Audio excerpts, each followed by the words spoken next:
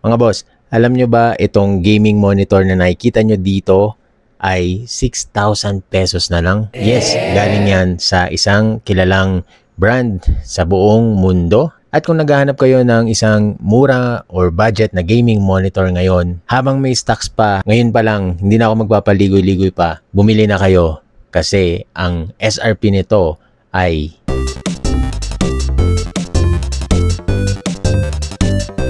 Yo guys, it's Budgetech at ngayon i-review natin ang isang monitor na sinend sa atin mula sa Asus.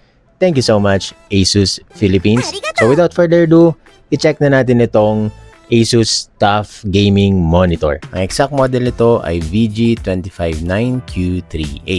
May mga ibang variants din kasi ng series na ito at makikita nyo yan sa Asus website. So meron na siyang dalawang cable, meron siyang HDMI and DP cable.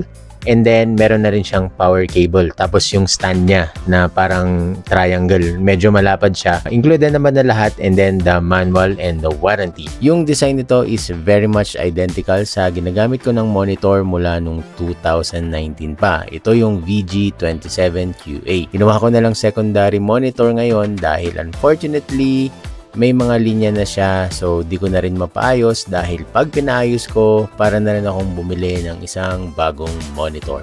Honestly, di na ako nanibago kasi familiar na ako sa design. Mas maliit nga lang itong monitor na to, syempre 24 inches versus 27, tsaka fix ang kanyang position. Pero VESA mount naman ito at tiltable up to 178 degrees viewing angle.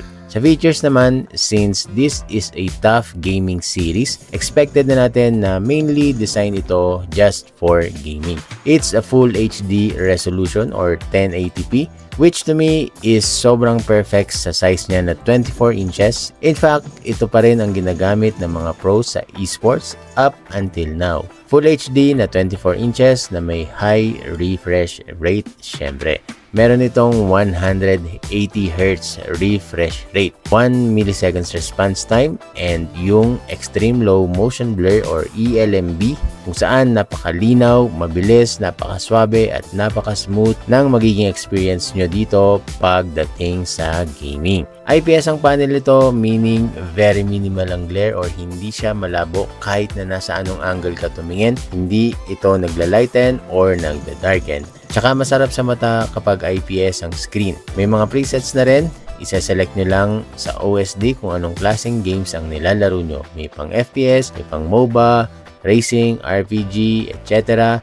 Meron din pang cinema kung manonood kayo ng mga movies at may sRGB mode siya pag mag-edit kayo ng videos or photos. At least mas magiging accurate ang kanyang color profile. At syempre may user mode din kung ipe-personalize nyo ang settings according to your preference. So sa ilang weeks ng paggamit ko or pag-testing ko dito sa monitor na to, ito yung mga pros and cons. Unang-una, yung design niya talagang pang-gaming. May mga monitor kasi na pang-gaming ko pero hindi naman halata sa design. So parang ordinary lang na monitor. Ito pang gamers talaga. Plus yung mga buttons niya dito sa bandang right side, sobrang easy access, napaka-convenient lalo na kung sanay na sanay ka ng mga likot ng settings. May mga tools din for gaming like FPS counter, crosshair, timer, and stopwatch. Maganda ito kung nagpa-practice session ka. Pangalawa, yung overall quality ng screen ay napaka-crispy compared dito sa luma kong monitor. Tama lang yung peaking niya, hindi sobrang liwanag. May levels of blue light filter din para kung mahilig kayong maglaro sa madilim or sa gabi, at least protektado pa rin ang inyong mga mata. Pangatlo, pwede kang gumawa ng sarili mong profile na masasave mo sa monitor. Meaning, nakakapag-save ka ng dalawang profile na lagi mong ginagamit. For example, isang pang-gaming at isang pang-work. Kaysa paulit-ulit kang nagbabago ng settings, mas maganda i-save mo na lang. Pangapat, built-in speaker sa likod. Dalawa yan, sa left and right.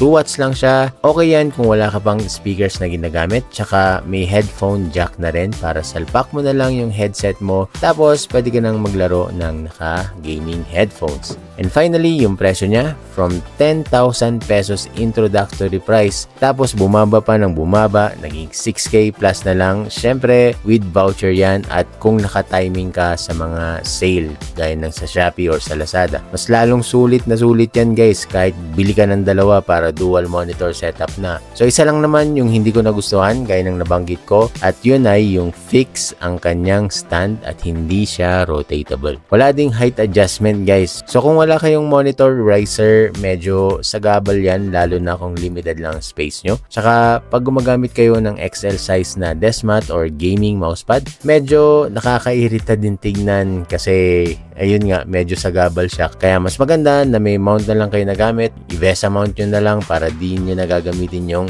stand nito. So, for my overall experience sa monitor na to, pagdating sa gaming, sobrang na-miss ko yung 24 inches. Kasi matagal-tagal na rin akong gumagamit ng 27 inches. Nasanay na ako since 2019. And best suited pa rin ang mga 1080p pagdating sa 24 inches. And yung 180 refresh rate, sobrang swabe niya. Compared sa 144Hz, medyo malaki din naman yung difference niya. So, para ma-enjoy nyo yung gaming experience, make sure na gamitin nyo yung mga gaming features ng monitor na to, like yung ELMB, yung mga overdrive, at iset nyo lang ng tama yung preset niya according sa games na nilalaro nyo. Pagdating naman sa editing guys, okay rin naman siya. Basta iset nyo lang ng sRGB yung color profile para mas accurate gaya ng sabi ko. And expected na natin walang HDR to and okay lang din naman yan. Expected din naman natin sa price range niya. Kung naghahanap kayo ng HDR, kunin nyo yung mas mataas na model. Mga nasa 12,000 and above na yun. So for my recommendation, yes,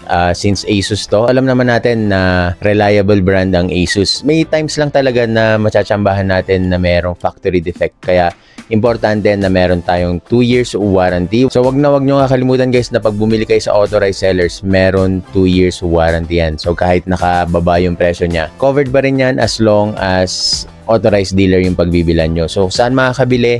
Nandyan yung link in the description or nasa pin comment section. I-click nyo na lang para hindi na kayo maligaw-ligaw, then orderin nyo na habang naka-sale pa. Kasi by the time of this recording, nasa June 2025 na tayo at dito tayo makakuha ng maraming steal deals.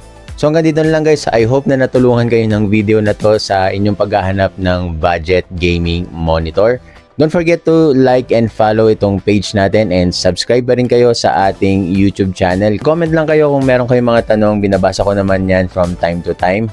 See you ulit sa ating mga tech content related reviews. Goodbyes!